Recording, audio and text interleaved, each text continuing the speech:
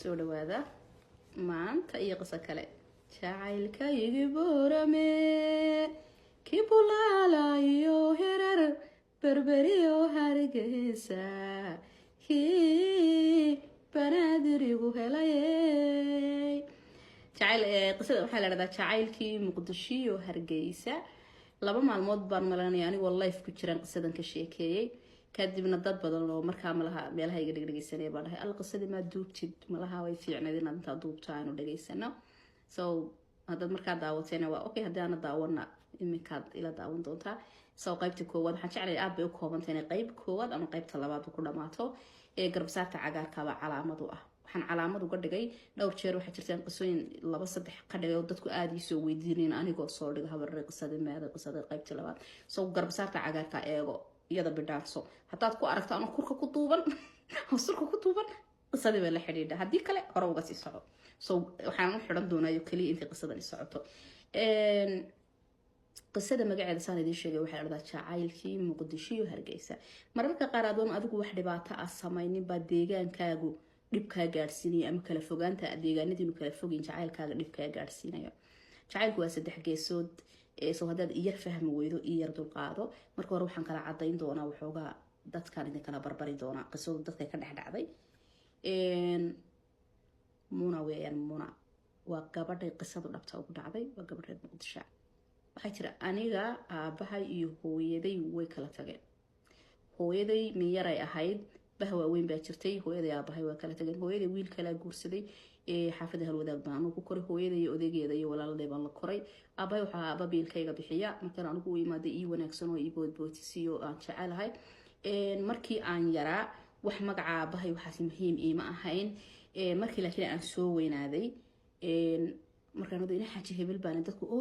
ninka maalqabeenka ma ku dhalay, ninka saraha caynkaas waxa uu xoogaa magacaas markaas aabahay wuxuu ahaa maalqabeenada magaalada muqdisho. waxaan yar jeclaystay markaan high school ka baxayay inaan xoogaa maartay magaca ku yar faanfaanad ee la qof dhalinyaraan ahay. hooyadayba waxaan ku hooyaan waxaan doonayaa inaan aabahay wareego. waxaan dhahay maanta ismeedan korsane ma iska daysid. waxaan dhahay ma yani xaafadaasaan rabaa waxoogaa adu guri sara iyo 10ka gaadhiya marba mid baxaya iyo ragga madaxda ay waxaasaaban ka helay. aabahay baan u yimid waxaan ku dhahay aaba waxaan doonayaa soo wareego gurigaaga imaado furay diyaar aaba minankaaga waaye. maamada guriga le caloosha kamaan jeclayn because waxaan aaminsanaa hooyada in darteed loo furay. hooyaday baana meera ahayd la soco. marka waxay tiri gurigiibuu i keenay. wuxuu dhahay gabadhan jimcahay soo wareegaysaa gabadhaydu. waxaa dhahday maama soo dhawow. eedda iyagu dhahaan aayada anaga ayaan dhahna iyagana eedad waxaa dhahday soo dhow. waxaa tii qol baa la ii diyaariyey, sariirtayda armaajadayda waxaygii oo dhan. jimcii walaalkay baa isoo doonay, gurigii baa la i keenay. guriga shaqaala ka shaqeeya. high school markaana dhameeyey jaamacadii waa lay abalay gareeyey. isla markiiba waa la ii helay because madaxweynaha jaamacadda haysta iyo aabahay waxay ahayd saaxiib. maamadii waxay noqotay maamo aad u wanaagsan sidii anigu aan ka aaminsanaaba aan ahayn oo mararka qaar saado ma iyadu ku dhasho. macnaha maamo aad u wanaagsan bay ahayd. anagu caruur ahaan aabahay wuxuu dhalay 6 wiil iyo 2 gabdhood oo anigu kamid ahay. marka gabadha kale Mareykan bay degantay, anigu baaba halkan gabadh ahaan ba joogaba. wiilasha waxna Imaaraadka degan waxna halkan bay degan yihiin. waxay horta aniga nolosheedii waa taas. waad iga haysaa noloshii muuna sax. haddaba markaan gurigan usoo wareegay waxaan bartay reer ay aabahay very close aad isugu dhow yihiin oo magaaladan magaciisa ka maqli jiray. waa oday maalqabeena magaalada dadka ilaahay faraha dufanka u galiyay oo barakeeyay ah. aabahay aad waxa la dhilaa yaraantoodii bay saaxiib ahaayeen. maxaan ku dhahday iminkan labadooda reer aad bay isugu dhow yihiin. qayb kamid ah ganacsiga aabahay waa ku shuraaka, qayb kamid ah laakiin way ka kala madax banaayeen. hanti ahaan malaha odaygaas aabahay ka yara hanti badan. waxay tir marka reerkiisii waan is baranay sababtoo reerkan aan u imi iyo reerkan aad bay isugu xiran yihiin. iyagana sheekadooda saa ula socotaan hal gabadh ay leeyihiin Safiya la dhahaa waxa qaba in abtigood Ruma wiil eedadooda dhashay baa qaba isla kambani ka shaqeeya. wiilasha 2 Imaaraadka degan qaarna Muqdisho degan yihiin. inta aan guriga lahayn joogta wiil kamid oo Maxamed la dhaho oo meel dhexa ku jira oo qaarna ka weyn qaarna ka yiri baa reerka hantidiisa mas'uulka ah oo gacanta ku haya. odayga iyo islaanta iyo gurigooda hadaa tagto wax kalaba lagama sheekayna. maxamed baa maray halkan, maxamed baa saayid, maxamed baa caynkan, maxamed baa keen, maxamed baa xataa anaga guriga iyagaaba sida sharaabka looga cabsiyay wiilkaas. waxa la leeyahay maxamed waxa maanta cashuuriyay, maxamed baa dekada waxa ka rogay hadii ama wasiir ama wax kale dekadaha ay wax ku xidhmo. waxa la leeyahay maxamed bay isgaranayaan kulay maxamed ha loo diro. soo wiil waxa reerka oo dhan ay aad ugu magarantaa shaxshaxdiisu badantay. waxay wiilkii markan waan isu baranay waa wiil muuqaal ahaan aad u qurux badan nin hadal gaagaaban hadalkiisu badnayn dibadaha wax ku soo bartay salay sheegay diini ka muuqato nin markuu kula hadlay ixtiraam badan oo naxariis badan wiilkii waan jeclaaday haddaan ahay maxay gabadhii muuna waan jeclaaday wiilkii aan jeclaaday nacasow xaggaygiba uma soo jeedo haddaan yar caayo ku dhamaado hayla yaabin oo yar cadaysnahay waxay tahay xaggaygiba uma soo jeedo maanigaan gabadh ahay maanan anigu gabadh u ekayn ma nin baan isagu ahayn xaggaygaba ka abbaay macaan unbu iska soo jaray beerka lagugu dhuftay waxay tidhi muddo yaan markaan isnaqaana reerkii waxaan gaaray heer markaana jaamacadda intaan adoo darawal baa jiray gurigayga dadka qaada intaan gaadhiga baran bay markii dambe gaadhigaan bartay xaafada adeerigee baan dhahayaa waxa jooga gabdho shaqaalaho ilaa 10 sano guriga waan ka shaqaynaa gabdhii baan isbarnay gabdhii baan iskala sheekaystaa haddii cid kale markaa gabdhaha oo family-ga ka socdo ay joogaan ku arkan waan iskala sheekaystaa maanta maamad haday leedahay lagu qaado waxa lay may waxaan sugay asaga inuu yimaado markuu saa u yimaado waxaan dhaxal kaale qaad marka wuxuu dhahay hebel mid ka yar intuu furaha u tooro kaale qaad abaayo gaarsiyo guriga markaan iska xaraysiya oo ka anaa ku qaadaya kaliya waxaan sameeyay inta yar labada guri u dhaxaysay oo ku sii qaadabada xaafadu kala fogayn inaad chance u hesho intiina wuxuu ku beel dareynayaa wuxuu maanta dhanka shaqada wax baro gobadhuna wax barta wanaagsan inay shaqaysataa waxaan waxay uba jeedin guriga saasoo habeen kasta igu geeya waxay markaan muddo la noolaa waxay tiri anigina uu igu soo batay jacaylkii waxay tii anna heedhe saadiye shaabana heedhe walaashi u tag walaashi aad isku jecel maxaad ku tirada walaalay ninkan walaalati ma jecel walaalay de arrin kale qabo haddana waxay tiri anoo ku tala galay baa waxaan isna heedhe waa dumare armi birta kugu caydaayo tirada aniga isaa walaalkay ama iimankaba ku fadaxadaysa dad kale u sheegtaa bal qabeenadu iska wada warhayaan ilaa inay inantii reerka u timiyo cusbay durba halkaas ka bilowda waxay tiri heerka uu jacaylkiisu ila gaaray horta waxay markii dambe waxaan wax ku sheegahay ninkan u yeedh runta u cadee habeenka dambe la hadlo waxaan ku dhaxay walaal nasaragna raba guriga hortiisa ku soo sugay marka shaqada ka soo baxday soo mar uu ii yimi uu i qaaday hotel baan u tagnay intaan u dalbanay intaan cuntada cunayna waan iska sheekaysan wuxuu iga sheekeynay waxbarashadiisa banaanka iyo hawluhu la kulmay wuxuu kaloo iga sheekeynay gabdhaha inuu jecel yahay wax bartaan walaasha Safiya waa gabadhoodii aad baan u jeclahay way baratay jaamacad Suudaan oo banaanka soo dhameysay akoonti bay ku soo qalin jabisay maanta reerkeeda waad aragtay ninkeeda caruurteeda si u diyaarsan yihiin iyada maxaan ku dhahay ka dambaysa hadda ma shaqayso laakiin mararka qaar annaga xataa kambaniga xataa support iyo caawimaad uga baahda because xirfad bay u leedahay so waxaan jeclay wixii markaan dhameynay iguma socotee baan ku dhahay markii cashadii waxaan dhameysnay buu haye soo daawalaashay abaayaday xad rabteen ku hadal ma jaamacadda nacday mid kala rabteen aad bedelato ma fakalkan aan dhigataan aad ku qanacsaneyn ma banaanka tartay in lagu diro ma shaqaad rabteen xafiis laga sii waxaan ku dhahay wax yar ma ka bixi karaan waxbarashada wax yar ma dhigeysan kartaa xamadow abow muddo badan baan anigu dusha ka eegay si kasta waan ku dareensiyay waa i dareemi weeyday waan ku jeclahay kalmada markaan waxaan moodayay inaan dab afuufay inta yar la iska kacay to freemiska laga shaqato wuxuu dhahay abaay aniga xaas baan leeyahay waxay tii ilma kulul meel ka timaana garma shabab wax ka soo siiyo dhabankayga xataa gubtay waan ka daba baxay beejo boorsadii waxaan kala boodo waxay banaankaan u baxo tagaasiba hortaagan hotelka tagaasida baan isla dalbo muran iyo qaylad dheer kadib wuxuu igu qanciyay igu maslaxay mar haddii soo guriga iga soo qaaday inuu hadda isagu guriga igu celiyo waan yeelay waxay tii sidadan waxba ku dhicin oo kale markaan gaariga ka dagay haya baais aragti dambe gurigii baan imi oo yiri hadday jirto habeenkii waxa jirta frashkayga ku dhamaystay waxaad markaa subaxii waxaan isku qanciyay ilaa inaan xaas lahayn waa dadka because imka muddo taqaan sanad ku dhow soo ilaa aan xaas lahayn waa dadka xataa xiriir ma lehe miyuu kula kaftamay ada fahmi way may hadhowba kuga soo noqon doona qoran doona anigu kula kaftamay markuu baad mooday haba maba ila yaa yuurin la hadashiin anigu la hadlay adaaba sheegay tinkii markii dambe waxay tiisa aragnay sidii dadan waxba dhex marin ba abaayadaydi yaristeedii yaa horta waxay tiri halka markii marisay xaaladu anigan xaaladda igu sii adkaatay ilankii ma aqaan xaafadii baa laga sheekeeyay meel kasta waa nacay baa waxaan idhi hadalkiisana ku dayn maayo jacaylkina waa kanu sidan kugu sii badanaya halka ka baxo hada wallahi waxay tibeen baad moodaysaa wax iga soo goday inta u tagta odayga isaga dhalay adeerka ku ah akfaris waxa tira adeer raxma ku sheega igaarkaaga jeclaada igu darsa aabanahay sheeg inaan ku weyn waayo wuu ku wajh dhiganaya aabaha dartii hada gabadh kale wuxuu ku dheelana socomo hantadeeda socota laakiin iminka aabaha dartii ku wajh macna halkaas iga gaadhay tiin xanuunka yahay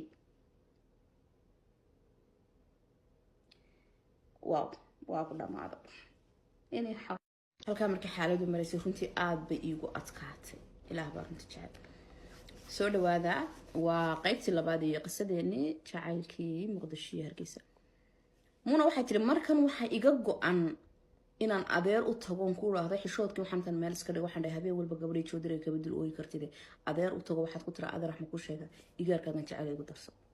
warkuba ha hadaado waxaan ugu oranayaa mar waa waalid oo uu ii xil qarinaya mar labaadna waa aabahay saaxiibkiyo dad uu ii waji dhiganaya mar saddexaad wuxuu ogyahay anigu inaan nin hantila inaan guursaday waxaas muhiim ah inuu aabahay aan bahanti haysto halka xaaladdu markay marayso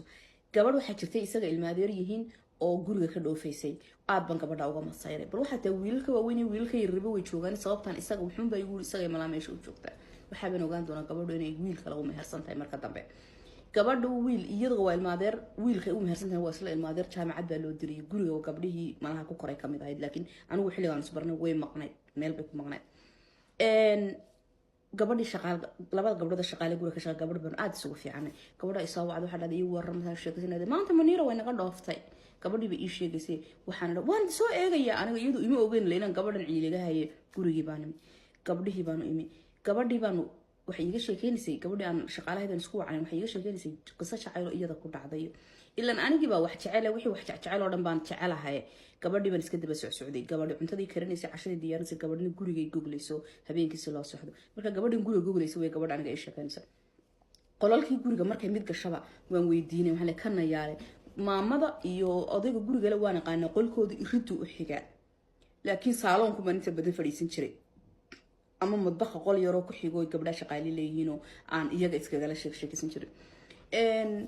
kaanu galab waxaan ku kana yaalam sida hebel baale qolkana yaale hebel baale illa waxbaan ka dhex raadinayay markaan shaqadii soo dhameeyay baan uu qolkii maxamed meeye markaas waxay dhahday albaabka laga soo galay deyrkii hore ma waxa jira albaab xagga dambe ka baxo isaguna deyrka u baxa albaabka dambe deyrka qolka ku xiga weeyaane barandada le soo isaga qolkiisu xagga markaas oo isaga kama soo shaqeynaysid markaas waxa dhahday isaga muftaxiisa isagu baa haysta soo isaga qolkiisa hagaajista hadii la cala uu rabin isagu inuu hagaajisto wax dhacaana hooyadiiba uu hagaajisa wixii laga hadlayay ma fahmin waxaan iska yiri deeqeynana soo hagaajinayay waxa dhahday maxaad soo hagaajisay muftaxa ma hayaan ku dhahay hooyadii isagu baa ka shaqeystay adu waan iska imi galab galbaha kamida oo markaan anigana xaaladeedu iiguba daran tahay ayaa waxaan ku raagay jaamacado galabtii markaan jaamacada ka baxnay gabdhaha kamid ah saaxiibkan ahay waa xaflad yar lahayd oo gaabagaabaya waxa 10kii fiidnimo ayaan guriga ku soo laabtay waa 4 saac habeenimo waxa tiri macaani waxbaan soo cuncunay wax macaani wax dad casho man cunno horaan ka seexday aroortii gaajan early la soo toosay anigoo meesha ku quraacanayo gabdhaha quraac ka soo qaatay yaa waxa soo baxay aaba xilligan waan uga bartay in shirkadda qabto isugu labisan soo baxay laakiin ku aabo iyo maamadii eedada iyo ahayd waa aayadeed aabe oo labisan maca buursadeedii wadata markaas waxaan saaka intee loo wada socdaa maamadu waxa dhahday xal xagad ku daahday markaas waxaan dhahay maamo gabdhaha aan soo sheegay gabadh heblaayo ayaa xaflad yar gaabagaabay qabtay oo dabeetana saasan ku soo daahay waan u soo sheegay xaafid waxa dhahday xal anagana waan maqnayno adeer hebel waa ninkii odaygii wiilka dhalay yaa wadna xanuun buu lahaa wadna xanuunkii ka soo kacay xaaladiisu halis bay gasho koomu galay isbitaal hebel baa la dhigay xalayto isagu xaaladiisu culus tahay laakiin sidii hore soo dhaamaan ka nimi soo isagana saaka ku socona waan raacay isuga ma dhahay waan soo boogsiinaya soo waxa tii dharkii wixii baan degdeg u soo xidhan waan soo raacay isbitaalkii baan nim alla isbitaalkii oo wixii umad joogtay isugu timi odayga wixii cayiladaha wixii xagga ganacsiga ka socday dad dawladii waxa isaga saaxiib ahaayeen oo odayna maxtaramiyo magaalada odayaasheeda kamida waxa la dhigay qol deyrka oo dadkan de wax haystay ilaahay wax si loo baray faruu dufanka uu leeyahay loo kireeyay baa isaga loo kireeyay uu degay jeer la dhigay laakiin waark kuma jiro waxa tii waarktar bareefada meeshii baan adigu joognay dadku marbo imaanayeen way tagayeen maamada iyo aabihii ila socday waan ka haro waxaan ku dhahay ana hadhowta imaanaya iska taga oo way iga tageen dadku way imaan wiilkii anigu aan jeclaa markaan saa u nimid dadkii sii baxayay buu ku jiray markan dadkii uu dhalay oo dhami way ku dhamaayeen markaan meesha nimi wiilka sii baxayay mooyaane wiil weyn oo isaga ka weyn oo ayaa dadkii kala habeeyay wuxuu dhahay dadku xalay soo jeegay inaha hurdo tagaan laba saddex qofna ha lagu soo reebo dadna duhurka ha yimaadaan ha bedelaan dadka kale waxaan lagu soo reebay wiilkii abtiga uu ahaa ee qabay gabadhu odaygu dhalay iyo gabadhii uu qabay maamadii tiri anigu waan joogayaa wiil kale oo isagana kan ka yar anigu aan jecelahay intaasaa markan reerkii kusoo hadhay laakiin dadka kale way imaanayeen way tagayeen odayga waan u galay ma hadli karayo carabkii xaal uu culus oxygen baa ku rakiban dhigta adoo saa u saaran maqlay mooyaan hadalkiisa aad uma maqlaysin laakiin uu miyir qaba miyirkiisu uu jooga okay halka hadda xaaladu markay marayso 12 barkii subaxnimo markay tahay anu wiilkii markuu sii baxayay aan jeclaa waxaan islahaday ama uu hurdo tagayo oo dadkii xalay soo jeeday ama shirkadii waxa sidee ganacsi waxa soo kala hagaajinay 12 subaxnimo barkii markay tahay waa 5 saac iyo bar duhurnimo iyo halka waxa ka soo galay lideyrkan ku beeganahay oo aan farfadhina maamadu xilligan qolkay ku jirta odageeday xaqiisa ku maqantay laakiin inteeda kala barandaha qolkan farfadhina halka waxa ka soo galay ninkan jeclaa saddex caruur oo yar wiilala waan si way isleeyihiin ba inkastoo leeyahay marka dambe labadaasina waa mataana midna sanad bogay oo muddo in la hindhisay hadda uu ekaan ma hade isagii la yaryareeyay inde uu eeg nabar xaaladan idinku kaalaya waxay tiri waxa daba socota qof dumar oo mariyay madow waxaan u fahmay dad airport ka soo degay inay yihiin ciyaalkii iyo gabadhii bay dadkii meesha ila fadhiyeen ka hor yaaceen gabadhii baa lagu dhigdhigay wiilkii inta qabin mooyaan intii kale ciyaalkiina dhamaantood way ku wada dhigdhigan la waa ciyaal kale oo wiilasha alla waa walaashay waxaan markaa is iri anigu maskaxdaydii baa too much markiiba waxa isku soo rogto waxaan is iri naaheede ma wiilkii imaaraadka deganaa xaaskiisiiba wiil iyaga kamid ah imaaraadka degan oo tolo isagana markaa meeyay because ciyaalku si reerka ugu eegyihiin kuwan iri horta inaan ma dhalno ila gabadh kale reerka uma maqnay ninkii baa malaha dhalay maamadina qayladii wixii bay maqashay banaanka u soo baxday aala waa gabadhaydii heblaaya dhakab waa la isku dhigay aaba meebay tiri qolkay hore iyadii ka gashay waan joogi kari waayo tartiib intan qolkii uga daba galay baa qoorta uga ritay waaba iyadii oo dhakhtarka waxay dul taagantay odayga quraan bay akhriyaysaa marka odayga ku foorarta quraan bay akhriyaysaa waan iskaga soo noqday wiilkii yaray halkan fadhiyay ay ninkan jecel walaalaha ahaayeen iyo kii siday mid kale la socday markii la siday mid kale la socday ninkoo qulay ma sidin wiil iyo ninkan anigu aan jecel walaala ah iyo waxay ahaayeen saddexda caruura iyo gabadha shantaas ay gaadhay ka soo degay mise waa lix ayaa kasoo degay gaadhay wiilkii kale halkan taagan bay waxay ku yiraahdeen sawir naga qaadiya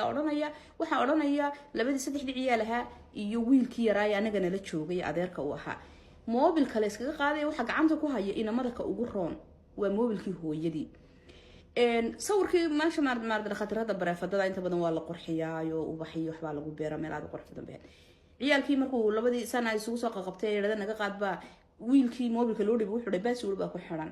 ninkan anigu jeclaayo halka fadhiyaba wuxuu iska dhahay keenan idinka saaray baasuurka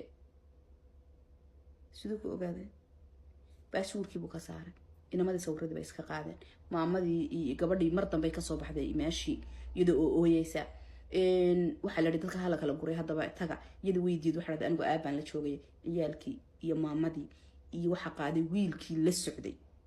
wiilkii kale dheeraadka ahay la socday ninka aan jeclahay walaalahay baa qaaday oo celiyay wiilkii kale markii hore la sii joogay isaga walaalahay uu sii raacay meesha waxa ku soo haray labadii qof is qabay maabtiga ahaa aniga saddex ninkii aan jeclaa afar xaawaladii maryaamad madoobeeda timi shantaas ku soo haray anagoo meesha iska farfadhina afar baan nahay malaha markaa ma garanay intaan ahayn bay tiri anagoo meesha iska farfadhina baa waxa yimi wiil yar duhur baa horta soo dhawaaday duhur ayaa eekada soo dhawaaday waxa noo yimi wiil yar oo wiilashan yar yar ee walaalaayin wiilka aan jeclay kamid ah kuwa ugu yar baa abu galo ka soo baxo wiilka walaalaha ahaayeen ayuu ag fadhiistay duhur baa la eedaamay wiilkan anigu jeclaa intuu kacay buu jaakadu xidhnaayo sare jaakadii yaro sare u xidhnaa jaakadu xidhnaa furayaal uu gacanta ku sitay moobilkiisii xaawaladii maryaamad madoobeedo halkaan oo kala fadhido dhabteediisa ugu shuba bal walaashi muu dhiibto muu aniga ii dhiibto saa intuu dhabteedii koolkii u saaray buu wixii kan dusha kaga shubay furihii iyo moobilkii xaggaasoo kale baambada ama qasabad ama tuumbo qofis u yaqaan buu ku weysaysanayay wiilkii yaraaba markaa wuxuu yiri yimiya dambaan idin sheegay maxamedow meeshii waan tagayo $15 baa la igu yiri keen aniguna lacag baan u baahanay aboo 5 igu daro $20 baan u baahanay gabadhii maryaamad madoobeed buu ku yiri bal hadda la soco gabadhii maryaamad madoobeed ma kanoo wuxuu ku yiri saadayda furo uga saar saadiyagu ma dhahan waxay dhahan EVC plasmia sahal bay dhahan wax saasay dhahan malaa sahal bay dhahan furo uga tuur buu ku dhahay lacagta oo lacag ha igaga darin kii yaraana wuxuu dhahay yes way ii gashay macnaha kii yaraa gabadha markuu yimi way isu dhundhunkadeen madaxa iska dhundhunkadeen oo walaalkay walaashay markaasuu dhahay waariya waxaa ma maqli karay intaan kuuli uga saar uga dir way furtay way u dirtay inankii yaraa uu naga tagay waxa hadaba iigaga sii darna waxaba ninkii gabadhan qabay ay walmaabtiga yihiin ay maabtiga hayna walaashood qabaa kun yar wuxuu ka dhahay intuu saa u muusoodo saa u eegay weli miyaad xasuusan tahay baasuurkii isagana waxaan arkay isagoo moobilkaaga ka furaya baasuurkii ku xidhnaa markii kamarada loo baahday